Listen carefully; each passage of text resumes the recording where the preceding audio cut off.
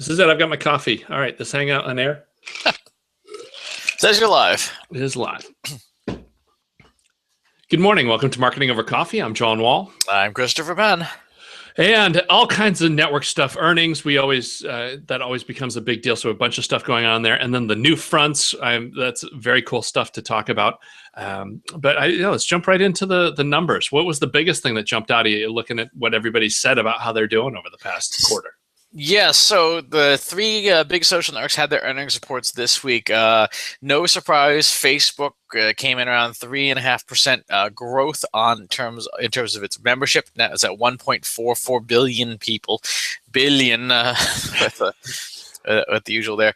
What was really amazing was that for them, earnings slipped a little bit, but not too terribly. They still made a heck of amount of money, a decent amount of money, again, in the billions of dollars. US and Canada slipped regionally for them. But what was interesting is the mobile users have actually plateaued on Facebook to some degree, but it's just massive. 2 out of 5 of Facebook's users are mobile only. They don't check the site from the desktop at all. Yeah, that's easy to see with the rest of the world, and it's the death of the desktop. This has been impending for a long time. The majority of people can hit these networks from their phone, and they're waiting in line. It's a great time to hit and see what's going on. I was surprised to see the Google numbers. Them actually saying that currency issues are enough to cause. It's funny when you get to be that huge. That if you lose some on the yen or whatever, it can make a difference all the way right through to the books. So, fully matured Fortune 500 kind of problems. YouTube, of course, going crazy for them too. They were reporting on that, and I thought that was interesting because the PPC stuff was down and YouTube is up. So, all this stuff is finally coming true. The death of TV and all that kind of stuff that we had been promised for decades is finally showing up.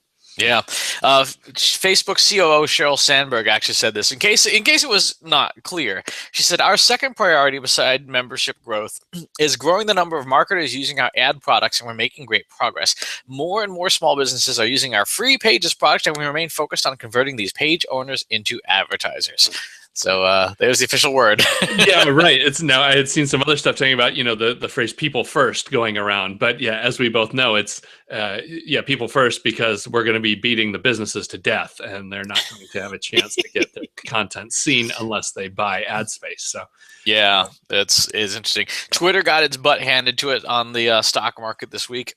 Twitter revenue for the first quarter was down 10%, the first negative quarter-over-quarter growth they have ever shown, and the investors were a little unrewarding to them. But what was really interesting is they had an acquisition of a company called Tell Apart, which is predictive analytics. But here's the big one. Twitter announced a partnership with Google's DoubleClick platform to improve measurement and attribution for direct response marketers, and Twitter will be making its inventory available through DoubleClick, which means that if you are an AdWords user with inventory on the display network, Twitter is now one of your potential ad distribution points. So if you're thinking about trying to, I think there's an opportunity for some arbitrage here, because you have, on one hand, you have the DSP side, which is, all auction-based ads, and over here you got Twitter's native ad platform. It'll be interesting to see if Twitter's native ad platform suffers because the DoubleClick users are all like, I don't want to pay $5 a click for there when I can pay 4 cents for an impression. Yeah, that will be an interesting, and of course, it seems like they've got the metrics in place to be able for that to play out for real. In the past, you kind of weren't really sure what the heck you're getting, but now it's going to be easy to compare and bargain shop. And I think.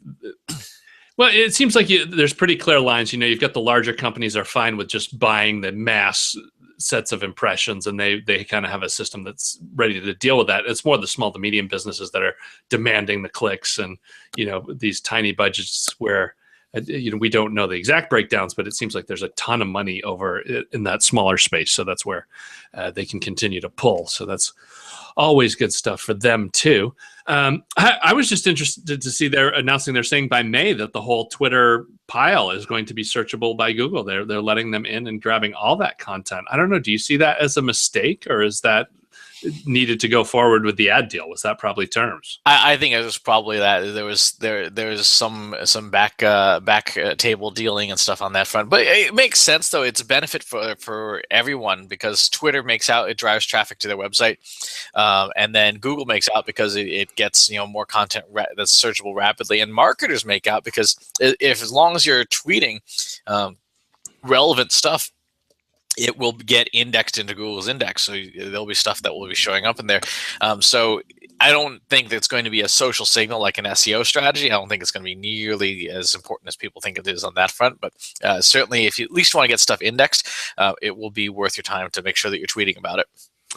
Yeah, that's a great take, and that is true. I didn't think as much about that, but basically, tweets beyond a week are gone forever, buried amongst the mountain. And so, if that can actually bring these back to life and get a little more action on them, it will pay off for everybody.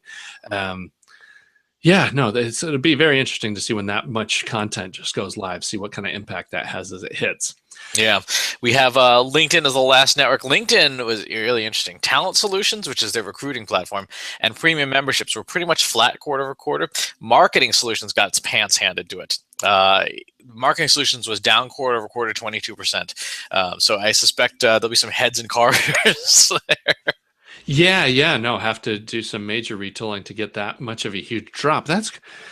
Because it's not a seasonal thing. You can't really blame that on the time of year. Things should be solid. It's not like it's the summer where things would dip off. So yeah, well, to your point, from it was either last week's episode or the week before, them buying Lynda.com makes total sense now because they need diversification of revenue if Marketing Solutions isn't ponying up. Yeah, and that's should be a great combination for that. So they should be able to merge that content in. That will maybe the 20% drop was the writing was on the wall before it was time, and that might be the parachute for some folks to keep themselves alive. Yeah, I saw their newest ad tools too are not open to everyone. They're open only if you are on the agency side, like the big buyer side. So they have Lead Accelerator is one of the tools, and Network Display is another tool, and if you are a smaller business, you're still stuck with their crappy pay-per-click platform that has had no updates in like a year and a half.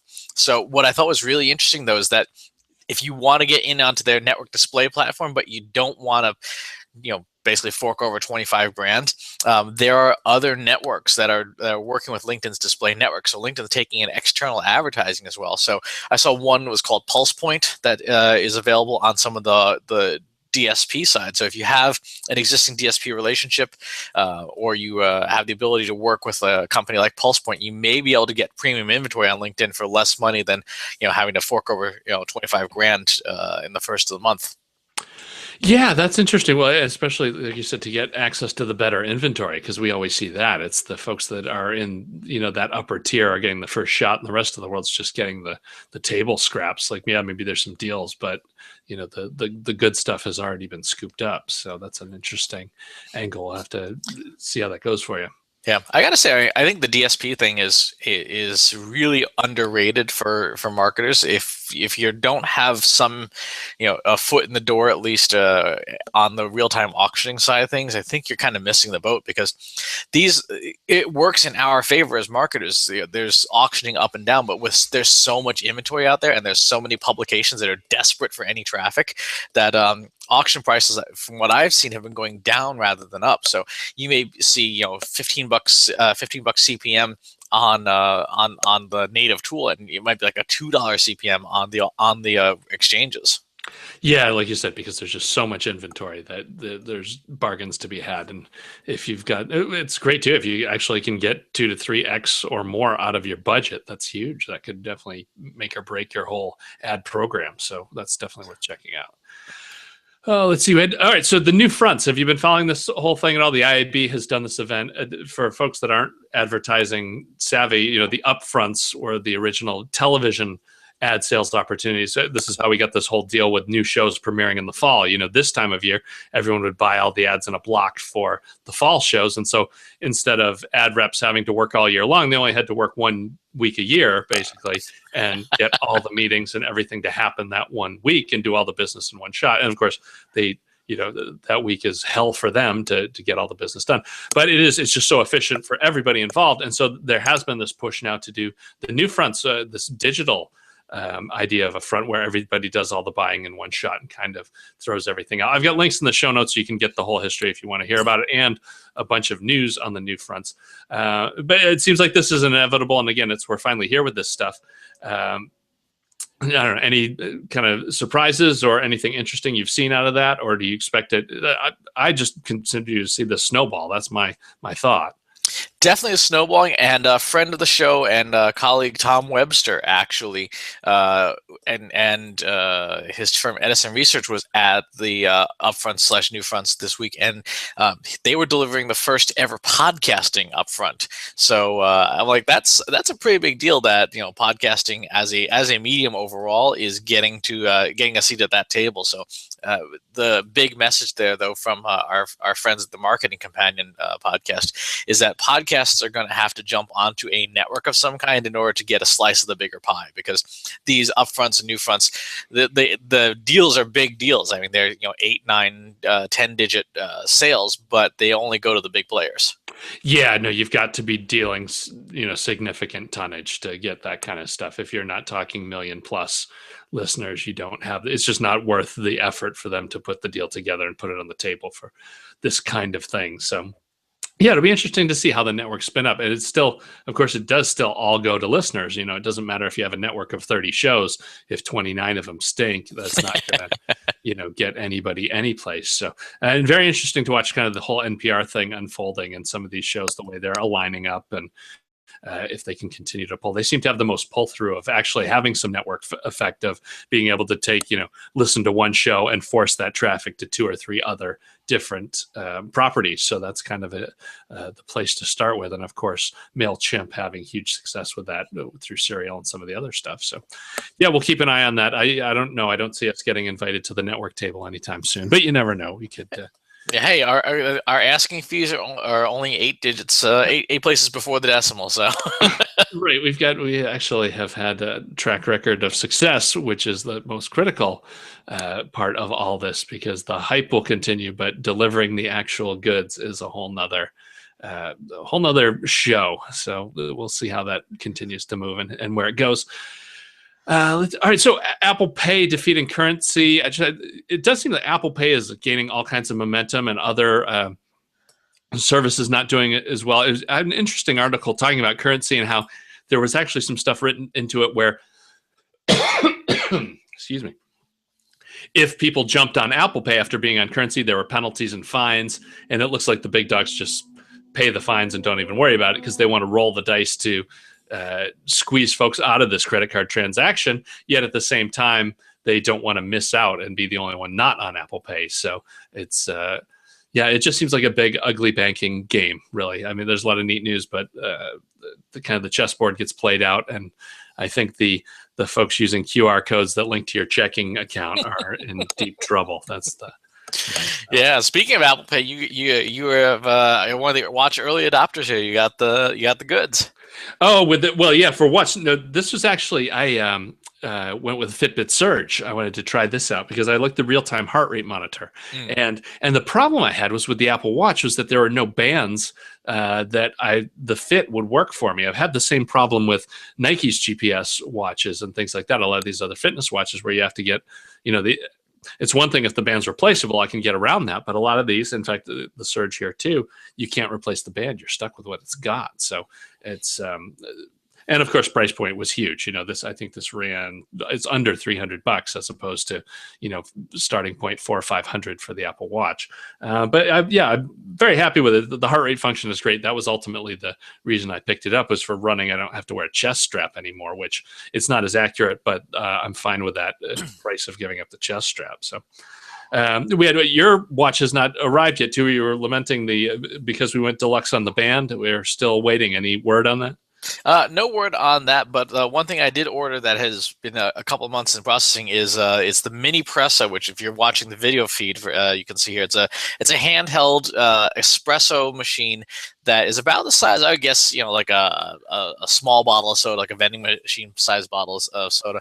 And it's really handy. It'll crank out about a single shot of espresso, halfway decent. I mean, it's not going to replace a countertop or a $10,000 Italian masterpiece. It's $49, but I gotta say it's handy. It needs an external source of hot water, so you gotta have a hot pot or a microwave or something. But it cranks out a pretty damn good espresso for $49. Man, that looks like nothing you want to take to the airport too. No, if you do, you disassemble it. Like that's the thing, is just take all the little pieces off. If you take the parts off, it doesn't look as much like a grenade. Exactly. It looks like the lever locks in, so you end up with a bunch of small pieces like this, and that would pass muster. But yeah, less to go with that. All right. Well, we have to mention here. Let's talk for a second about Marketing Profs, who are supporting the show for us this quarter. As marketers, we're all writers, and whether it's a press release, email, website copy, a report, or a white paper, writing has become a part of our day-to-day responsibilities. But just like any skill, writing doesn't get better without instruction and practice, and that's why starting June 11th, you can learn from over a dozen of the best and brightest instructors of the world at Marketing Profs Marketing Writing Boot Camp. You'll get tons of great writing tips, new techniques for enhancing your writing style, and we'll learn to write with a relentless focus on your audience. As a special to Marketing Over Coffee listeners, you can visit mprofs.com/coffee. Use promo code coffee. You'll get $200 off. And yeah, I had actually messed this up. 2 weeks ago, we were talking about this, and I noticed, when I go to the site, it says pricing $5.95, and I had just presumed that was the discount pricing. That was the rate off of $7.95, but it costs $5.95. That's the rack rate. And so as an MOC listener, you get $200 off that. It's only $3.95. So we've managed to save you $400 over 2 weeks. So this has been huge. But so yeah, $3.95 makes that now you can probably get a sign off on that on your Amex card without having to run it by the boss even, which just makes it even more of a bargain and something you should jump on right away. With, of course, more stuff coming with Profs too. They've got their B2B event in the fall, so we're always driving towards that as one of the biggest events of the year. We'll hopefully get a chance to catch up with you at that one. But again, mprofs.com/coffee and use the code coffee to save the bucks there. Oh, we had, I have to give a shout out too to Ultra Running. Jeremy Howlett had tweeted that he had connected to you, and it was just so funny because I actually run with Ultra Running shoes. So it was funny to see the co-founder of Ultra Running say that he's a big fan of the show. And meanwhile, I am using his shoes. So, and of course, the model that I use is on discount. So I'm going to have to order another set of them. I didn't see any awesome swag, though. They have like socks, and that's about it. I got to see if I can get hooked up with an Ultra t-shirt or something as part of this. But that was just fun to see a fan out in the wild there. Let's see what else I've got. Okay. Oh, your Microsoft Age. This thing. Let's talk about random buzz stuff. Microsoft has this thing. You upload your pictures. It tells you how old you think you are. Of course, there's people crying because it's adding 30 years, and folks celebrating because it's subtracting 20. What's the hidden angle here? If you dug into this at all? I've seen the rather amusing stuff there, but the discussion around this is what is Microsoft doing actually with all of this data, because they're collecting, basically mugshots of everybody who's loading their faces into this tool.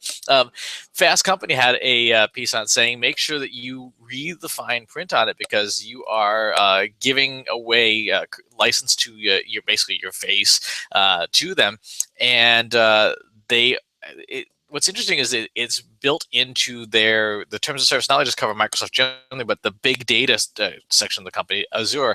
So they are doing something with the data processing side of things. So have fun with it if you enjoy it, but read the fine print. Yeah. Well, again, you're like any other image, I guess. If you're going to put it up on the web, presume that you've lost all of your rights to it, and they're going to be able to do whatever they want with it. And if at a later date, it wouldn't surprise me if in the future you buy some Microsoft product and it recognizes you because you've already given it its inside. On that same front, and here I am thinking like this is a big deal. I actually got a Microsoft Kinect to add to our Xbox last week. So I have the damn camera in my home and on 24/7, from what I understand. Unless I pull the cord on it, they're watching and running with everything.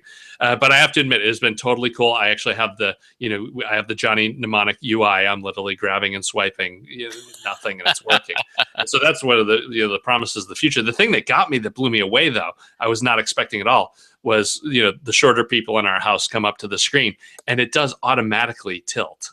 So as you're sitting there, it does look down at them, and that had not been expecting that. So that is a very cool product. I'm kind of waited until it got into the dirt cheap realm, because we're on an Xbox 360. I haven't upgraded. My family is not at the ages where we need to have the best and greatest gaming stuff. But we've been having a lot of fun with that. So nice. Just throw that out there for everybody to check out. And Dan Gorgone, I've seen your scores, and I won't shame you by calling them out, but I'm coming after you, buddy. Let's see. All right, that's about it. Anything else on the rundown for you? No, I got some travel coming up, a whole bunch of travel coming up in May, but it's all private and or client stuff. Salesforce Connections in New York City will be the next big thing. I'll be in June. But other than that, just going to be, I'm going to be exercising my global entry card internationally for the first time since I got it. Oh, cool. We'll see if that gets you through customs with a lot less hassle, as promised. We'll see how well that works and gets going. I was talking to Amanda Nelson about another Boston event, so we'll see if that comes up. That may happen. I'll keep everybody in the loop as that goes. But otherwise, that'll do it for this week. So until next week, enjoy the coffee. Enjoy the coffee.